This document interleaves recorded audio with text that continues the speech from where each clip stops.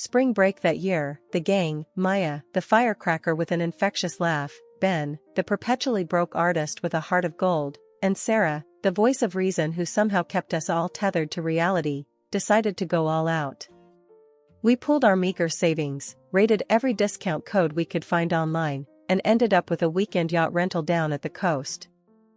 "Are you seriously telling me we're actually doing this?" I asked, squinting at the sleek white yacht bobbing in the marina. It felt surreal, like we'd stumbled into a movie set. "Yup," Maya grinned, her dark eyes sparkling with mischief. "Sun, sea, and enough questionable life choices to last a lifetime." The salty breeze whipped my hair into a frenzy as we set sail. The sun beat down mercilessly, turning my skin the color of a well-worn leather jacket. The rhythmic slap of waves against the hull was a soothing lullaby, punctuated by the raucous laughter of my friends as they tried to master the art of sailing. Docking at the yacht club for lunch, we were greeted by a scene straight out of a luxury magazine. Gleaming yachts lined the pier, their owners sipping cocktails under giant umbrellas. We, however, stuck out like sore thumbs in our mismatched beach wear and overflowing backpacks. Suddenly, a voice broke through the cacophony. "Lost, are you?"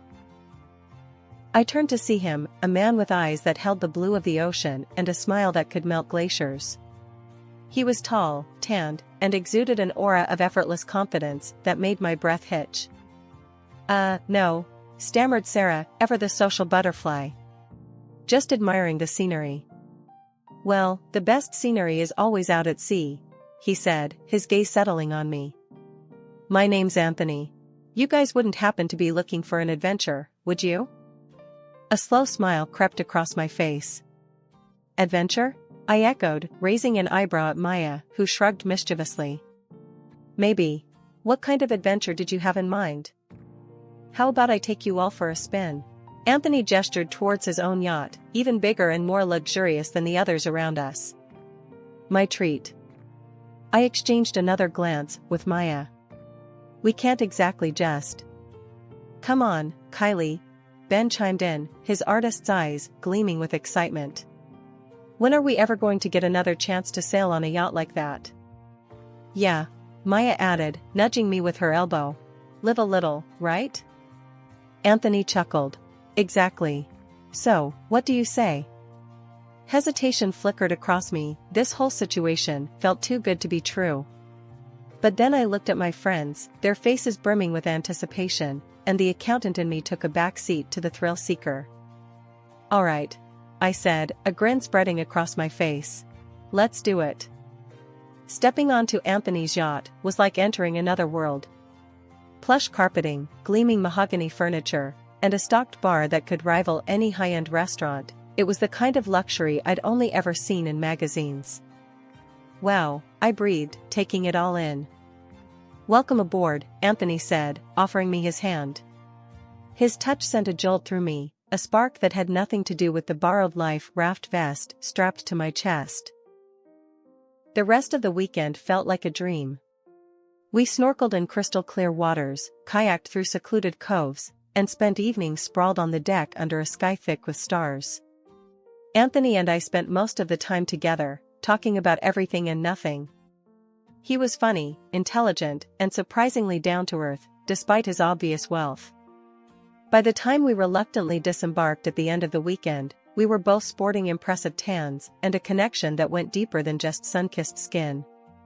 We exchanged numbers, promising to stay in touch, and a small part of me wondered if this was the end of our fairy tale. But fate, it seemed, had other plans. A few days later, Anthony called, inviting me to a quaint little cafe he knew.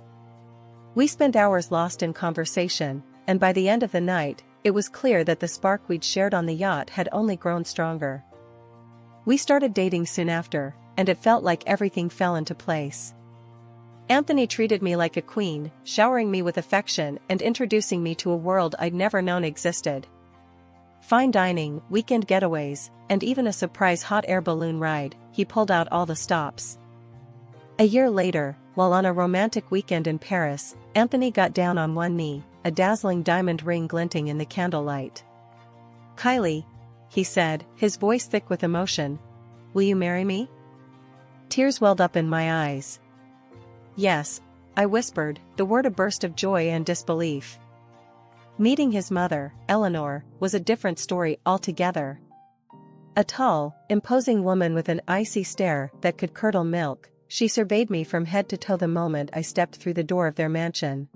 "So, you're the one who captured Anthony's heart," she said, her tone laced with something that felt suspiciously like disdain. "It's nice to meet you, Mrs. Davenport," I replied, trying to project an air of confidence despite the butterflies fluttering in my stomach. The rest of the evening was a tense affair. Eleanor made subtle jabs about my background, Reed, not born with a silver spoon, and seemed determined to find fault with everything I did. Anthony, bless his heart, tried to bridge the gap, but the tension was thick enough to cut with a knife. Finally, as I was getting ready to leave, Eleanor pulled me aside. "Look, Kylie," she said, her voice surprisingly low. "I may not be thrilled about your social standing. But Anthony loves you, and that's all that matters. Just don't disappoint him."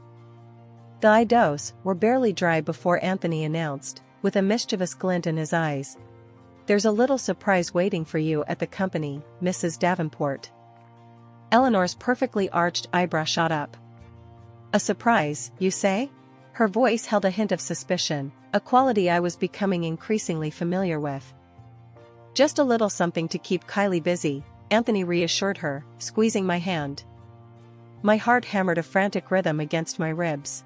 What surprise?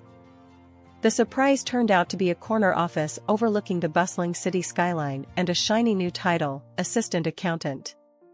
Eleanor Davenport Industries, a steel and concrete empire built from scratch by the formidable woman herself, was now my workplace. Working alongside Anthony was a dream come true. We exchanged stolen glances and whispered jokes during meetings, a secret language only we understood. But navigating the minefield that was Eleanor's presence was a whole other story. Our interactions were limited to clipped greetings and terse exchanges during family dinners. It was a tense ballet of forced smiles and polite conversation, punctuated by Anthony's booming laughter as he tried, mostly in vain, to lighten the mood. Years flew by in a blur of board meetings, quarterly reports, and the gnawing ache of an unfulfilled dream. Getting pregnant, it seemed, wasn't as simple as the sappy romance novels I devoured in college. Doctor visits became a routine, each negative pregnancy test a tiny punch to the gut. Anthony remained a rock, his love unwavering, but I saw the flicker of disappointment cloud his eyes sometimes. I buried myself in work, pouring my energy into the company. Eleanor, surprisingly, didn't seem to mind. In fact, she'd occasionally toss a compliment my way, acknowledging a well-structured report or a particularly insightful suggestion. It was a small victory, a grudging acceptance of my abilities, but a victory nonetheless. One evening, after a particularly grueling board meeting, Eleanor caught me packing up my briefcase. "You're good at your job, Kylie," Eleanor began, her voice devoid of its usual frostiness. "Damn good, actually." A shy smile tugged at the corner of my lips. "Thank you, Mrs. Davenport." "But," she continued, her gaze turning steely, "work shouldn't be your entire life. You and Anthony." She trailed off, leaving the sentence unfinished. But the unspoken message hung heavy in the air. "You and Anthony need to start a family." "We're trying," I blurted out, surprising myself with my honesty. "We've been trying for years, but..." Eleanor leaned back in her chair, her expression unreadable. "Sometimes," she said finally, "life doesn't always go according to plan. But that doesn't mean there isn't happiness to be found." Her words were cryptic, yet strangely comforting. Was it a softening? A flicker of empathy beneath the steely exterior? It was hard to tell. At one of the family dinners at Eleanor's house, Anthony strutted into the kitchen, a triumphant grin plastered on his face. "Guess who just hired the most stunning secretary the company's ever seen?" he announced, wrapping his arm around me in a hug that felt more performative than usual. I stifled a sigh. Anthony had a way of making even the most mundane announcements sound like earth-shattering news. "Really?" I managed, forcing a smile. Who is she? Tiffany, he said, his voice dropping a seductive octave. Blonde hair, legs that go on for miles, and a smile that could melt glaciers. Eleanor, who had been engrossed in the financial section of the newspaper, finally lowered it with a sigh. New secretary, huh? She said, her gaze sharp as a hawk's. Yeah. Anthony beamed. Think she'll liven up the place a bit, don't you? Let's just hope she can handle a phone and a keyboard, I muttered under my breath. The remark slipped out before I could stop it. Anthony's grin faltered, and a flicker of annoyance crossed his face. Come on, Kylie, he said, his voice laced with a playful jab. Don't be jealous, because the new girl has legs that could go all the way to next Tuesday. Heat flooded my cheeks. Jealous? Honestly, the thought hadn't even crossed my mind. I was more concerned about Anthony's hiring practices than threatened by some clueless blonde bombshell. But before I could retort, Eleanor slammed her newspaper down on the table, the sound echoing through the opulent dining room. Jealous? She boomed, her voice laced with steel. Kylie is your wife, and a damn good accountant at that. You'd do well to remember that. Looks fade, Anthony, but intelligence and loyalty? Those are qualities to treasure. My jaw dropped. Never in my wildest dreams did I imagine Eleanor coming to my defense like that. A flicker of warmth, a rare spark of something resembling approval, warmed her icy blue eyes. Anthony, still flustered, mumbled an apology. Look, Kylie, I was just kidding around. Tiffany seems eager to learn, that's all. I wasn't quite convinced, but I decided not to push it any further. Eleanor's unexpected intervention had caught me off guard, but I couldn't deny it felt good to have her on my side, even for a fleeting moment. Months crawled by, and Tiffany, the so-called secretary, remained a thorn in my side. Her skirts seemed to get shorter with each passing week, clinging to her curves like a second skin. One particularly egregious day, she sashayed into the office wearing a blouse that wouldn't have looked out of place in a nightclub. Honey, I couldn't help but mutter under my breath, this is an office, not a peep show. Tiffany, of course, had to overhear. She stopped mid-twirl, a saccharine smile plastered on her face. Oh, this old thing? She cooed, batting her eyelashes at me. Unlike some of us, I can actually pull off any style. It was infuriating. The way she sashayed around the office, her every movement calculated to draw attention, was like nails on a chalkboard. Worse, Anthony seemed completely oblivious, or worse, encouraging it. The final straw came one evening when Anthony, reeking of cologne that wasn't mine, announced he was dropping Tiffany off at home since she missed her bus. Maybe I should take a cab home more often, I said, my voice surprisingly calm. Since you seem to be so busy these days. Anthony's face flushed. That's not what I meant, he stammered. Look, it's nothing. Just a ride home. No big deal. But it was a big deal. It was a giant, flashing neon sign screaming infidelity right in my face. And I was done ignoring it. The walk home felt like an eternity. The city lights blurred into a kaleidoscope of colors as tears streamed down my face, each drop a tiny shard of heartbreak. A taxi finally screeched to a halt, its yellow glow a beacon in the gathering darkness. As the night deepened, the silence in the apartment became deafening. Anthony still hadn't come home. And for the first time in years, I didn't feel lonely. I felt adrift, unmoored from the life I thought I'd built. The following days were a blur of forced normalcy. Anthony avoided me, his apology text a pathetic attempt at damage control. I kept my head down at work, the fluorescent lights buzzing overhead like angry bees in a hive. Then, one seemingly ordinary Tuesday, the dam broke. I was heading to the break room for a much-needed coffee fix when I heard a familiar giggle coming from Anthony's office. My heart skipped a beat, a cold dread settling in my stomach.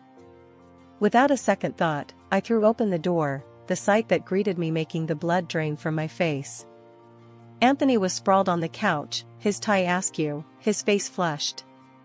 Tiffany, her skirt hiked up to a point of no return, straightened her blouse with a smirk that could curdle milk.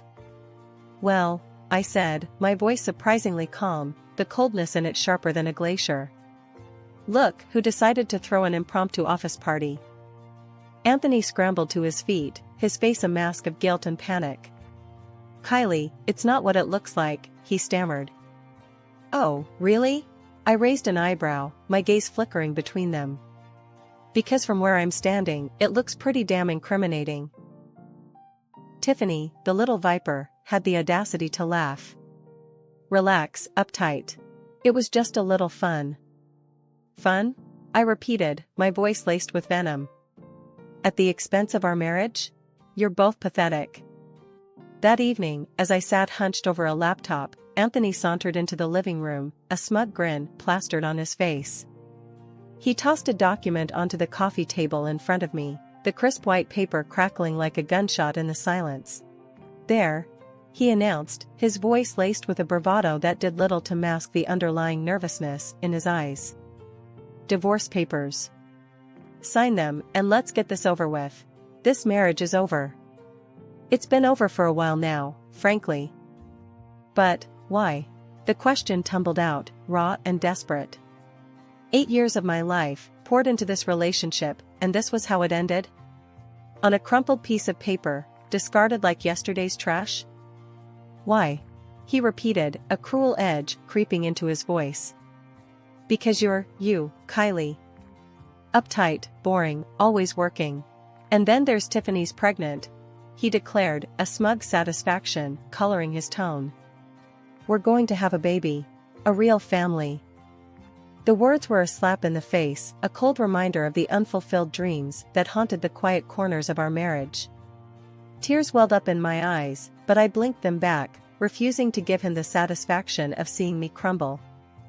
"So, sign the papers," he repeated, his voice clipped with impatience. "The sooner the better. Frankly, you just annoy me." Annoy him? After all these years, all I was an annoyance? A bitter laugh escaped my lips, a harsh, humorless sound that echoed in the sterile silence of the room.